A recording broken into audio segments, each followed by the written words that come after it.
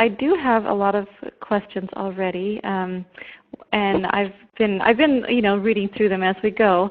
But there are a lot of people that are asking about the rolling mat that you used, or the rolling pin that you used for the peony. Okay.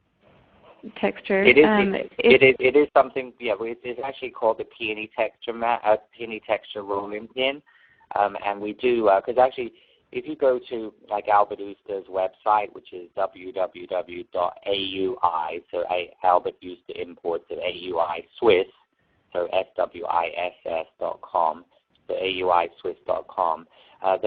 We have done actually a kit, which is a kit that we have done for the roadshow, which actually that has like the peony cutter, the peony mat. I mean, it has the textured rolling pin. It has the butterfly and peony tappet. So it has several different things I use on that. But we also have all of those things on our website separately as well. So it's a peony textured rolling pin. So that if you go to nicholaslodge.com, then you can find all of these things individually as well. But if you go to auiswiss.com, you can see the kit, and then you can actually pull that up, and it sort of tells you what's in the kit. Because when I do the road shows, a lot of the pastry chefs and people attending want to be able to sort of create the things in their restaurant or resort hotel. So a lot of times, so we've started doing kits. So last year when I did the Fifth Avenue Blue collection, which is based on the iconic Tiffany color, we did a sort of a kit for the cake that I created last year. And so it's sort of, but it's a nice design, and it's sort of very contemporary as well. So you of course could use it on lots of different types of things, like on the cake board or on cookies or cupcakes, like I've shown. Mhm. And one thing that I really do like about masa is that, for example, with these cupcakes that you want to roll out the fondant really thin, it does roll out very thin and very easily. And I love that you can get a nice thin fondant, and it works really well being thin also. It's not hard to work with once it is thin.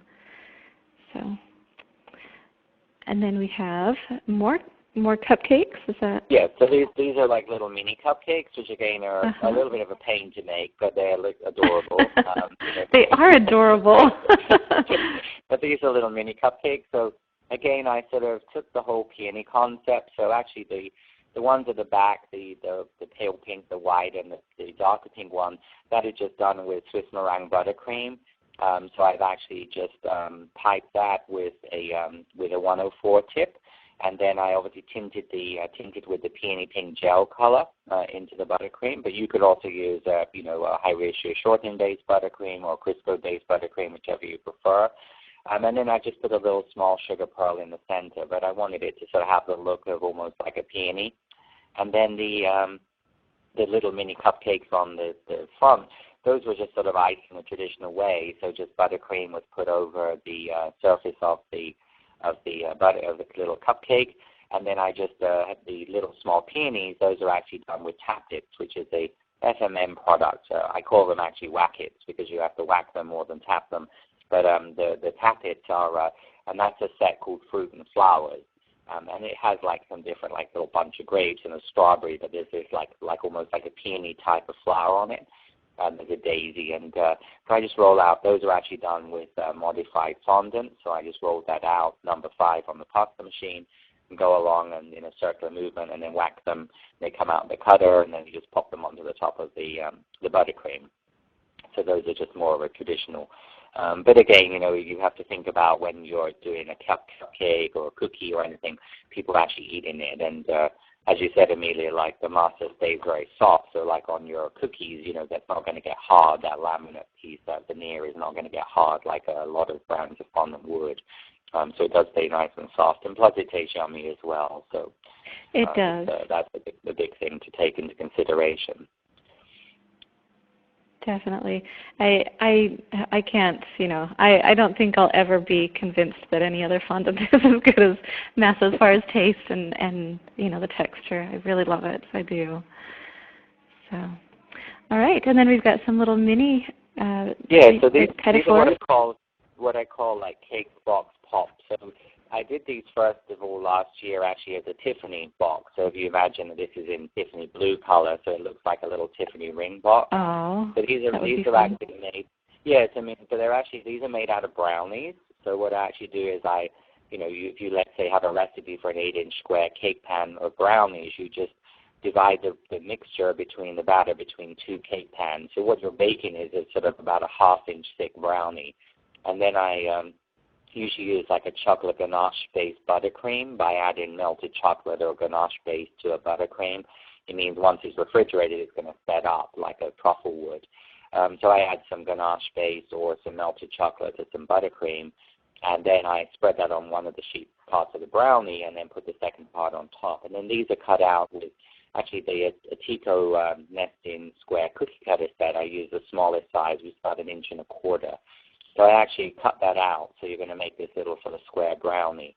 And then what I do is I dip a 6-inch sucker stick into melted chocolate, like you would make a cake pop, and insert that into the bottom, or what will be the top of as you're looking at it, the top of the brownie. And then I spread chocolate onto the top part that's towards me, melted chocolate. And then I would put them in the cooler, into the refrigerator. And then what I do is take them out, and then I just mask the 4 sides and the top with some buttercream or some glaze, and I roll out the fondant. And I've used white and pale pink and darker pink there. And then because the bottom is chocolate, it's going to set like almost a cake board, so that makes it very, very stable. And then I just roll out some modified fondant or 50-50 paste, and I cut out either with the fettuccine linguine attachment, which is on the KitchenAid pasta machine, or using a Gem No. 3 strip cutter, and I just cut little strips, and I make little gum paste bows. And then the more like the gift bows there are just done with 1 1/4 inch pieces of paste, and you just sort of fold them over into a little loop, and you just would make 8 of them. And then you can see the pale pink center, those pearls are actually 6-lets. That's something a lot of people are using now on cupcakes and round bases of cakes, because it's like a round M&M.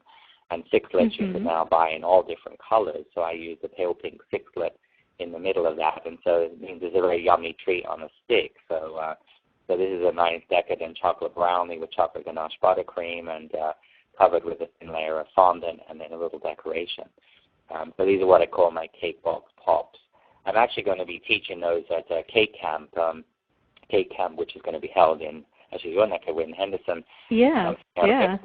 And Las Vegas in July, and you can go to Cake Camp's website. And but I'm actually doing a 1-day class where I'll be teaching a lot of these things, but doing them in the Tiffany blue color. So I will be actually teaching these little cake box pops, and we'll be doing cookies and cupcakes and other things with, as I said, and on the website you can see photographs of them in the Tiffany blue color.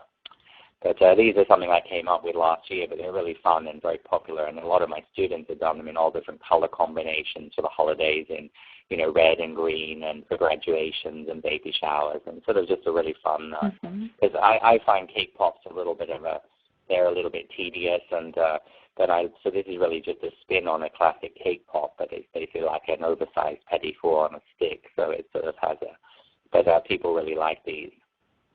I love the concept of this. This is absolutely amazing. I love that it's so detailed, but also so you're not using anything on this that wouldn't just taste absolutely decadent. Sounds perfect. Well, thank you. All right. Oh, and there's another picture of the same little pops. Yes, I think this is good. Oh, I need to go and make some of these now. This sounds so impressive. And look, there's a whole setup right there. The tables of desserts is so popular right now. So this would be, the perfect setup with using, one major color theme and just doing the whole thing. I love that. Yes, I mean, and so many people now are doing the sort of candy tables and dessert tables and things. So this is actually for the shoot for Alpha for their, but you can see the side of actually the cake box pop there on the styrofoam round, but you see the lollipops in front of the lollipops, so you can see how it looks conceptually from the side. And then you just mark with a plastic scraper or a knife, you can then mark the sort of the lid of the box. So it just looks like a little small ring box, but it's sort of, they're very, very stable. But having the melted chocolate on the underneath, that's really what gives it stability. And so it's a very stable product to make, and when people love them, and they taste really yummy too, which is important. So. Mm-hmm. I like the idea of the chocolate base to it. I really do like that. I think some people sometimes have a problem with it just sliding right through. So Exactly.